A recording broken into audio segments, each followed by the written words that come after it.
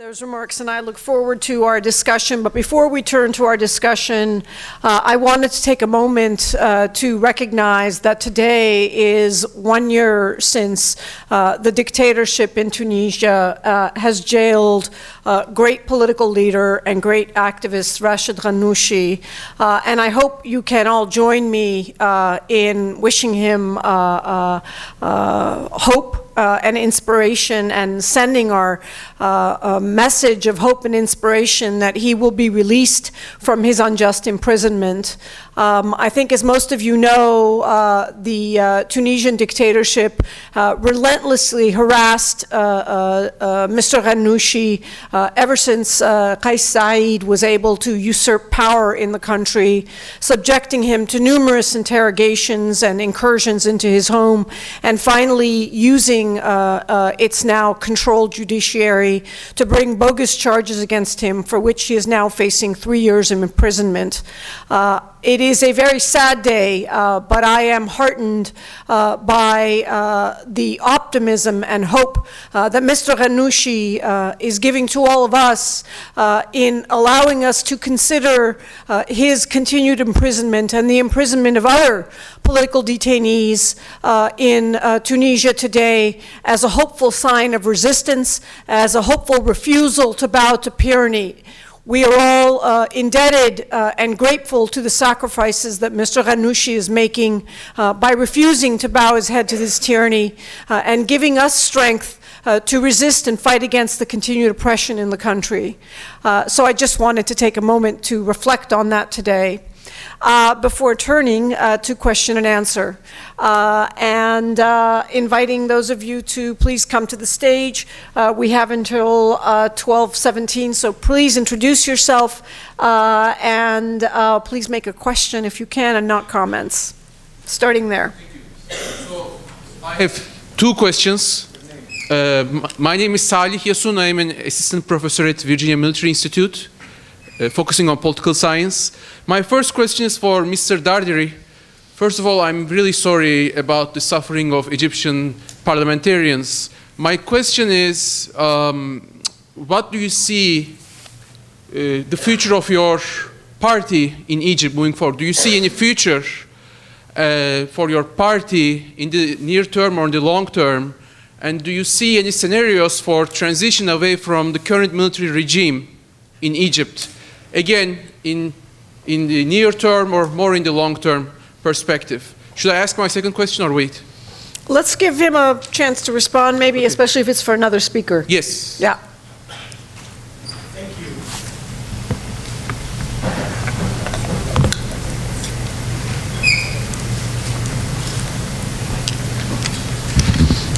you. Thank you for your support and for your concern about the suffering of not only the 100 members of parliament, but the 60,000 political prisoners, not only the 60,000, but the rest of the country, because it is suffering from lack of freedom of speech, lack of freedom of movement.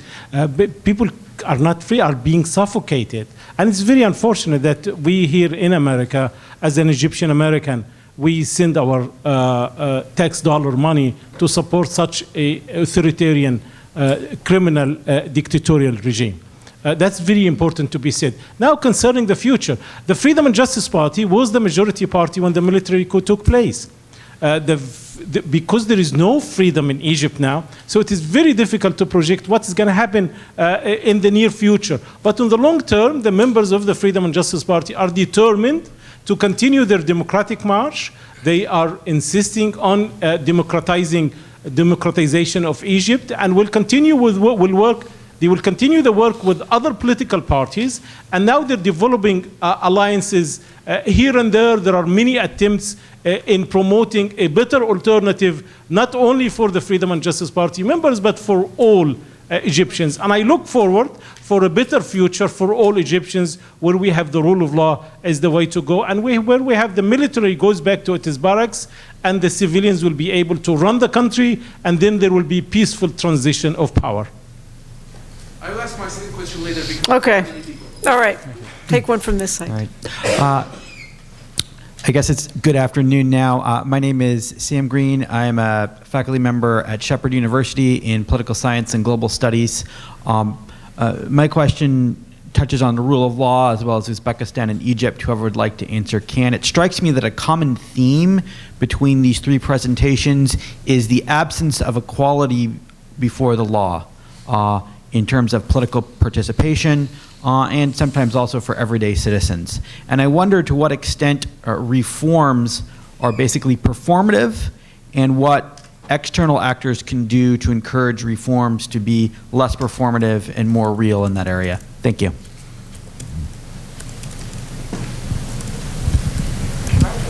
Sure.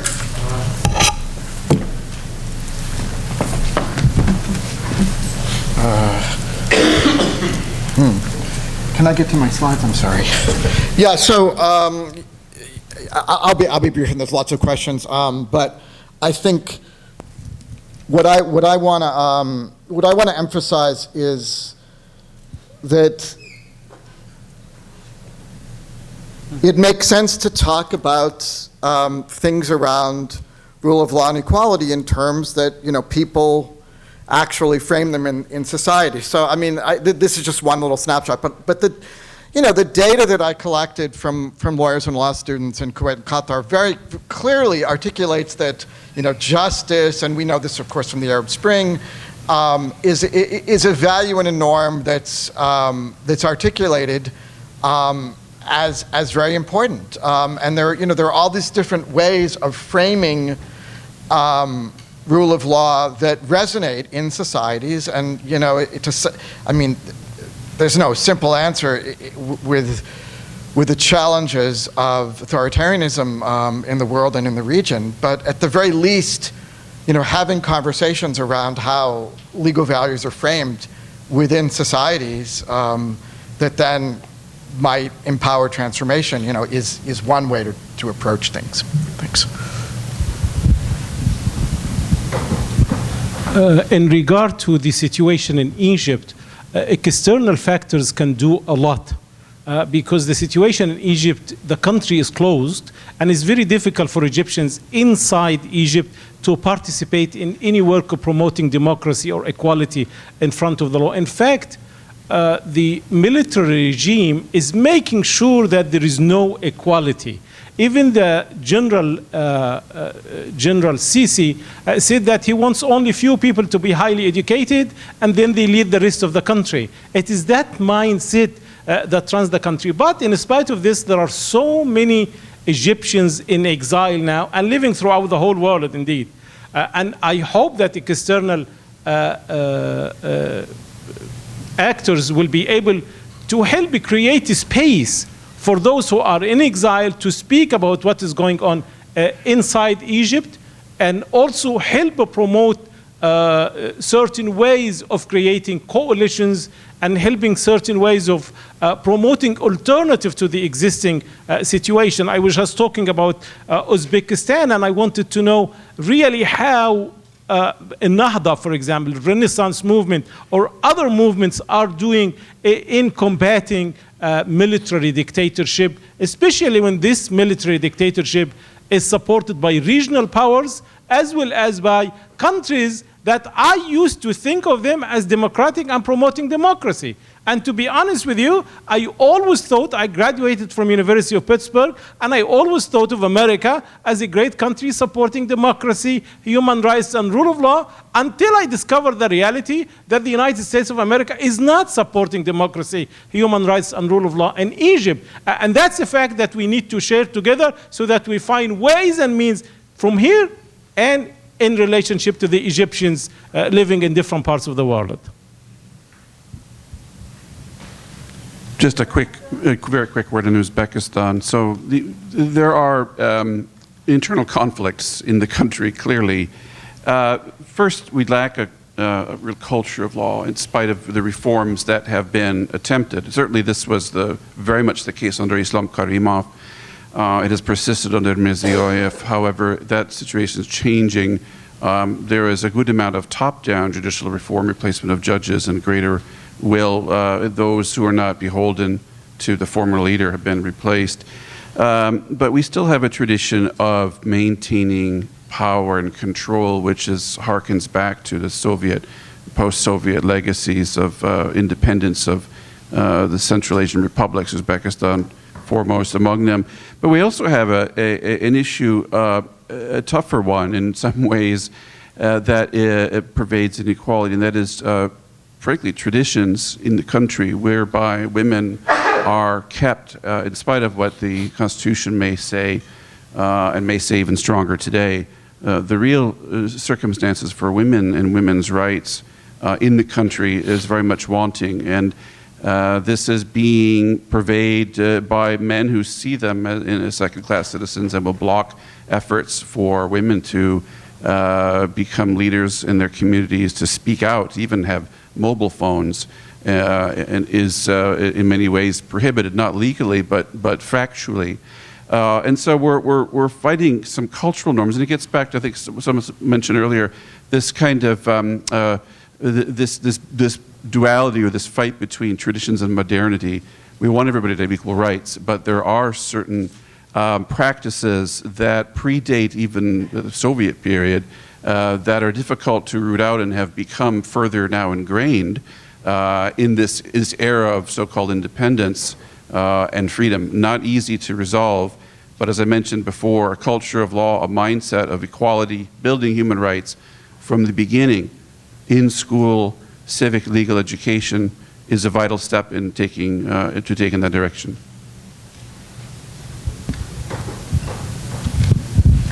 Thanks. Radwan, how much time is there? 10 more minutes. Okay. I have to depart, but maybe you can take over the moderation. Unfortunately, I have a very fixed commitment, but maybe we'll take the... I think the gentleman there was before me. okay, the next question, and I thank you all, and you'll continue moderating. Okay. Hi, my name is Jackson Tisdale. I'm a foreign policy intern. Speak more directly to the mic, please. Oh, yeah. Sorry. My name is Jackson Tisdale. I'm a foreign policy intern with the National Interest Foundation. And my question is, given that there is this religious nationalism that is leading towards democratic backsliding, on the other hand, there's also religious civil society organizations that kind of promote democracy. For example, in Nicaragua, where the Catholic Church has kind of opposed the Ortega regime. So my question is, how can these religious groups kind of combat this rhetoric coming from populists who tried to use religious rhetoric to co-opt the public? And is your question addressed to a specific panelist? Open for the panel, but particularly for Dr. Rahim. For whom? Dr. Rahim. Okay, I might stand up because I'm really jet lagged, and this will keep me awake. Right. With regard to religious nationalism, I've been looking at the Tunisian political trajectory really carefully, and I found Rashid Ghannouchi's writings, in particular the latest publication with Professor Marsh, to be really insightful in terms of building a Muslim democracy, the nuts and bolts of building that. And you rightly pointed out there are various religious nationalists that adopt different perspectives in terms of their theological understanding, their reading or rereading of the religious texts. And the problem with Malaysian, most Malaysian religious nationalists, Islamists, in particular the hardline Islamists, is that they're very much inspired by Wahhabi interpretations of the texts, the Islamic texts and the Quran. And the Saudis have done a great job promoting Wahhabi Salafi Islam, particularly from the 1980s. So that has become mainstream Islam in Malaysia in, I would go so far as to say, Indonesia as well. Not so much Indonesia, but, and also many parts of the Islamic Muslim world. So we need more Rashid Ghannouchis that are building that interpretation of Islam based on social justice, based on equal citizenship rights, equal meaning, equal rights for men and women, which means a reinterpretation of Sharia law. Mainstream Sharia readings do not accept that men and women have equal rights, not complementarity, but equality. And also equal citizenship rights for Muslims as well as non-Muslims. That means in Muslim majority states, non-Muslims can hold leadership positions, cabinet positions. The current Chief Justice in Malaysia is a woman, Tengku Maimun. That is one of the positives that have come out of the reformist government. So that is why I didn't have time to develop this. The notion of equal citizenship rights is really, really important in the Muslim world. Thank you. So go ahead. Yeah, hello. My question, I guess, will be, my name is Bedirhan Mutlu. I'm a PhD student at the George Washington University from Mr. Abdul Mabgood Dareri. I was in Egypt. When I first went to Egypt in 2016, just a couple of hours after my flight arrived in Egypt, there was a military coup attempt in Turkey. And my friends in Egypt were puzzled by my stance there because I was almost crying because of what was happening. And then they thought I was a big supporter of Erdogan. And I said, no, I criticize Erdogan on so many instances. And they were like, what's happening here? And I'm looking back to the coup in 2013 in Egypt in the sense that, well, you condemned people who supported the coup, but let's be honest, a lot of the people and parties who were, even those who were in coalition with your party in the parliament, supported the coup in Egypt, and that's a problem. And as opposed to the 2016 one in Turkey, where a lot of the opposition parties who were critical of Erdogan, and a lot of the people who were critical of Erdogan, like myself, categorically opposed the coup attempt. But the issue is people see this in sort of a good thing in Turkey. That's not what I'm, sorry. Sir, in the interest of time, could you get to your question, please? So my question is, in Turkey, it took 2 coup attempts and 2 military interventions, though, for the public to arrive there. You know, it was not natural. So what can we do in Egypt or in other countries to achieve this kind of thing without waiting 80 years, like in Turkey, to achieve this kind of popular sort of unity against military coups or other kinds of coups? Okay, thank you, sir. I'm wondering if we could just go and collect a series of questions in the interest of time, then we as a panel will handle them collectively. Go ahead, ma'am. This question is for Lily, Dr. Rahim. So I'm Anizonova, Muslims for Progressive Values. I'm originally from Malaysia, so I'm very much in tune with the what's going on there in regards to the fascist sentiment and how Islam is being practiced there, having family there. So my question to you is that how can we actually create more civil society-minded and faith-based minded organizations that that repel this ethno-Islamist agenda that you're talking about, when anyone that deviates from the Islamic or state definition of Islam is accused of being an apostate and blasphemous and is thrown in jail. Okay, now go ahead, please. I'm Ashraf Haidari, Afghan ambassador and associate with Georgetown University. My question is for Dr. Boyer. Now, with the fall of Afghanistan's young democracy and the way it was unfortunately betrayed in 2021, how that has affected demand among Uzbeks, rank and file, for the institutionalization of democracy, human rights, and so forth in Uzbekistan, given your extensive research there. Thank you. And anybody else who's considering, please step up. Yeah, my name is Ghulam Rabbani. I am an exile here. I came from Bangladesh, who is the largest Muslim, 4th largest Muslim populated country in the world. And my question directly to Mr. Anthony Bauer. I think he is working for International Foundation for Electoral Support or Electoral System. And I know we are, I'm the victim of electoral autocratic system. And, the whole, the enemy of democracy, they are all united. They have consortium. But who are seeking democracy, demanding democracy, they are actually innocent person.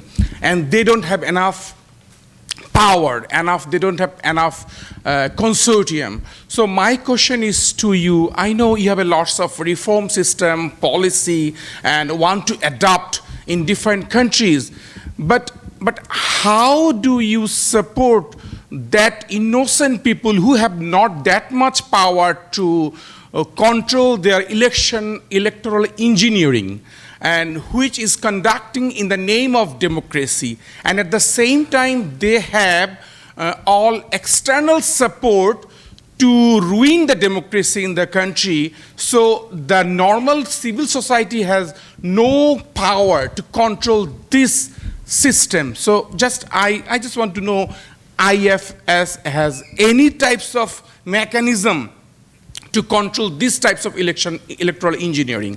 Thank you. Okay, so why don't we just go and start from left to right? Concerning the question about between Egypt and Turkey, the Turkish experiment is somewhat different. It has similarities to the situation in Egypt, but it is also different from that of Egypt due to the colonial heritage in Egypt. What happened in Egypt is colonialism established a corrupt system that was followed by a military rule that kept the corruption going on until today. In Turkey, the free and fair election was always going on, even during the military coups. After it happens, a transfer election, the new government. That does not happen in Egypt. What is there that we can do? We can do a lot. On the part of Egyptians, we need really to learn how to live together. We need not to allow dictatorship to separate us, divide and conquer, use the same colonial strategy.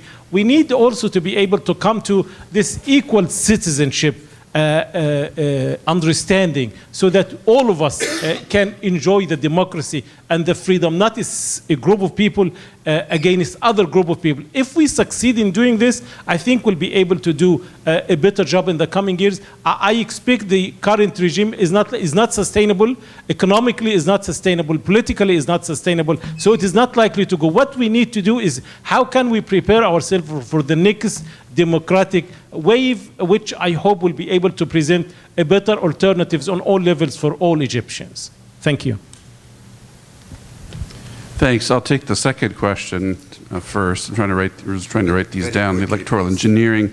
Yeah, I mean, combating the institutions of power to enable a circumstance in which upstart grassroots candidates have a chance at winning is difficult. I mean, it's why I'm far grayer in person than in the picture that Wardan kindly put in the program. It's trying to figure these types of answers out. But in such a regime, the first and foremost thing that often I found is essential is being able to convey information about what's happening. Yes, you're going to have a closed media environment. Yes, you're going to have control of the levers of power. You're going to have control over the political finances. But the first step I've seen in candidates being able to break through this somehow is being able to convey information, share information across the means that are available. And there are many more available now through social media. For example, in Uzbekistan, I'm not holding it up as the best example, but they use Telegram to convey information on a lot of different subjects. When the system is cooked, it's very difficult to change it. But a little piece at a time, once you have recognition of what the problem is and you have individuals who will stand up for the causes of open and transparent democracy. And by the way, this also includes something I'd mentioned is vitally important, is the existence of domestic monitoring organizations and groups that will hold the government accountable for what it's doing and how it's performing.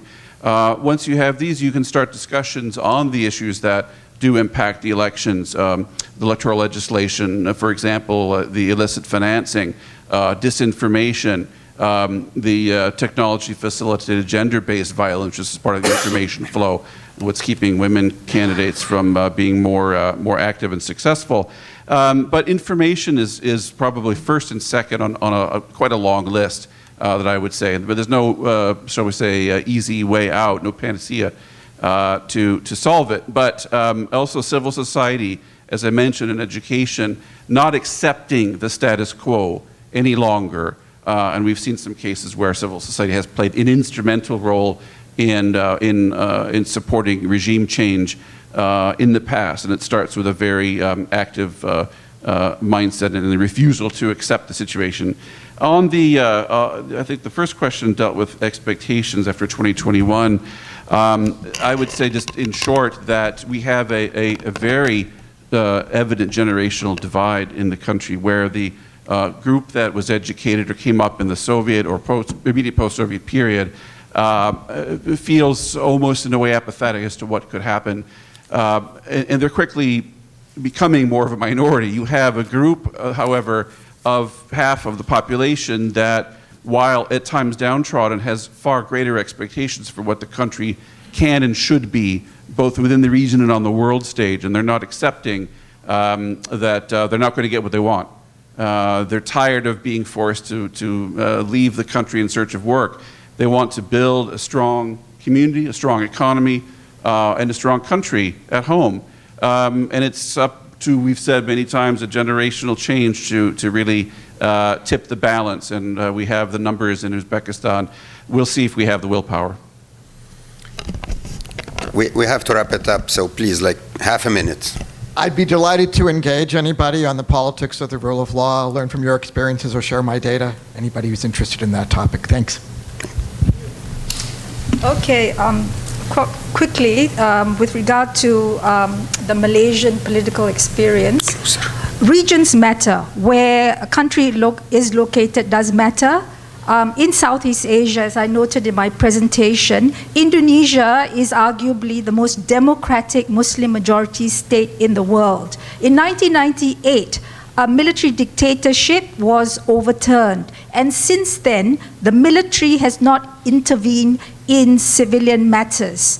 So I think we need to look at what has happened in Indonesia. It's certainly not a perfect democracy. There are many flaws. Recently, Indonesia's president, there has been a presidential turnover, and it was bloodless, and those defeated accepted the winner. So the Indonesian Pancasila democracy. In the case of Malaysia, and I'll end off quickly, Malaysia's constitutional post-colonial state established a democratic constitution. I think Malaysians need to look closely at the post-colonial state constitution, where there are many guarantees to civil liberties, political freedoms, and so on. So in other words, moving forward by looking at the past. In addition to that, Malaysia's national ideology is called the Rukun Negara. In this national ideology, it does categorically state that democracy, liberalism is to be promoted, that Malaysians should, well, unless one is a staunch atheist, but God matters, but it doesn't say Islam or Muslims have to abide by the Quran or Islam, and minorities should not subscribe to their own faith. So it says God, but it doesn't specifically state Islam. So in other words, the freedom of faith, religiosity is all there. So in other words, look back to tradition, to historical tradition in terms of moving forward towards establishing a vibrant Muslim democracy. Thank you. Thank you.